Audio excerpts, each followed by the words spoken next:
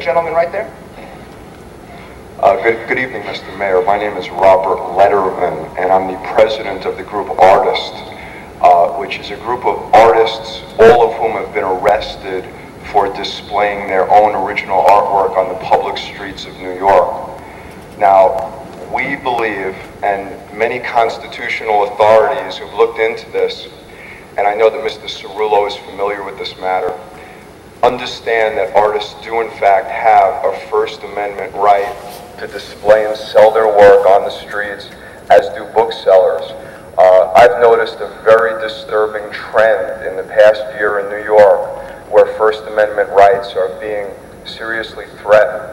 I was threatened numerous times this evening with arrest simply for standing on the sidewalk outside of this building quietly with a sign. I had leaflets confiscated from me by the police at the door here, which I had on my person. I'm not aware that anyone else in this room was searched or had anything taken away from them. I understand that there have been complaints about unlicensed peddling and various other problems on the street. What I want to ask you, sir, is this. Do you recognize that artists have a right to practice their own First Amendment freedoms in the public spaces of the street of New York City? There's no question that artists and all of us have a right to exercise our First Amendment rights in the public spaces, public areas of New York City. It's also true that there has to be some reciprocity in that, and we have to exercise those rights with regard for the rights of others, which means you can't do it anytime you want, anywhere you want, that there has to be, in a city that's as crowded as ours, some regulation about how public spaces are used. Otherwise, everybody could decide to use the same space, and then you would have chaos. That's the reason why you have permits, why you have licensing, so that in a city in which you are very, very crowded, people respect each other's rights, and everybody can't use exactly the same space at exactly the same time, which I think is at the core of what's going on here. But Fred, do you want to talk about it? It's been the city's position for many years that artwork must have the same type of license that any other general vendor would need to possess to vend on the streets of the city. That license is only necessary if you are vending on the city streets or sidewalks. The issue is that at the current time and for many years, the number of licenses available to people to vend legally is capped by law at 853, with the exception of veterans who are not required to have the same type of license, but they have to have a registration. We've received correspondence from you, Mr. Lederman, and we have been meeting and communicating with the law department on this matter, but it is still at this current time the city's position that artists would be required to have the same license that any other general vendor would be required to have by law. However, we will communicate, and I can communicate with you more personally after the meeting or at any other time.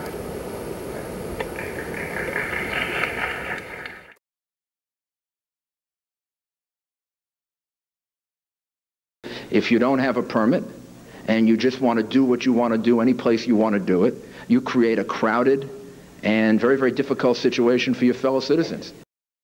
I mean, there really is. I can hear it in your voice. What else? Tell me a few of your other things you'd like to say. I'd like to say that my hero is Robert Lederman, who paints you as Hitler.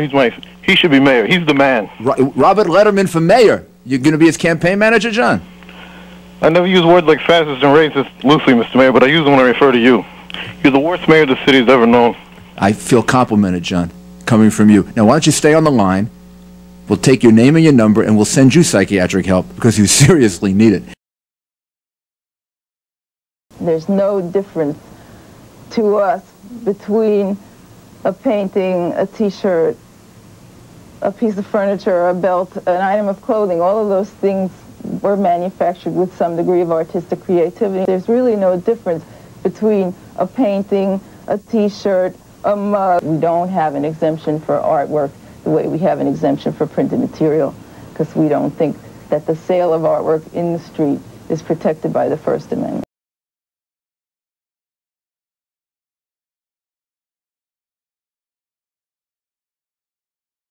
Report is next. A new state-of-the-art school library. So why is the principal afraid to let students inside? Giuliani over First Amendment rights. It's street artists who've been on the front lines. They've been repeatedly arrested, dozens of cases since the beginning of last year. And they claim harassment. The mayor says it's simply good police work. Well, now a judge is saying case dismissed. It's a story you'll see only on News Channel 4, and Tim Minton joins us now with details. Tim? Chuck, Sue, it's not just one case thrown out, it's all the cases against 4 artists which have come to court so far. Incitement to riot, unlawful assembly, disorderly conduct, dismissed, dismissed, dismissed, which raises again the question of whether it's what the artists are saying rather than how they say it, which is the problem. If these artists look familiar, it may be because you've seen their work. Mostly unflattering portraits of a mayor they blame for restricting free speech. Or it could be because you've seen them, particularly street artist president Robert Lederman, in pictures like this. Stop arresting artists! Lederman, by his own count, has been arrested almost 36 times while demonstrating with those portraits and often with anti-Giuliani messages on his clothing. The purpose of the arrests is not to find you guilty of anything. It's to convince you to stop your form of speech. How many do you have? I have 19 criminal summonses. How about you? I have 21 criminal summonses. How many times you've been convicted on any of these? 0. In fact, court papers and records in the Manhattan DA's office show no convictions for any of these artists. Not one. Nobody's harassing them.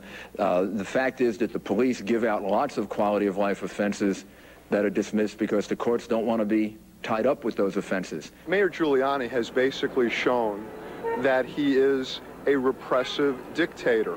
And as a repressive dictator, he specializes in false arrests. I really don't have a great interest in what they contend. So next question, please. Is it possible, sir, that the cases are being dismissed on the merits and not because the courts are overburdened? At that level of court, very, very few cases are addressed on the merits. But in dismissing 10 charges against a pair of defendants in a single day, a judge did recently review the merits of the police case. Criminal court Judge Troy Weber dismissed charges including inciting to riot and disorderly conduct for being facially insufficient, meaning that even if the artist did what the police said they did, which included writing anti-Giuliani slogans on the sidewalk, no laws were broken. The New York Civil Liberties Union says the arrests are part of a larger pattern. Since the Giuliani administration came into office almost 5 years ago, we've had to do battle with them on 17 different First Amendment issues. With only 3 cases still pending, the artist's criminal court battle appears all but over, unless the confrontation with City Hall continues. We're all under arrest for standing up for the truth. The artists say there will be more demonstrations, although they'll apparently have to draw more signs. That's because while charges were dropped, they say police refused to return portraits of the mayor, which were seized when the arrests were made. See you, Jim.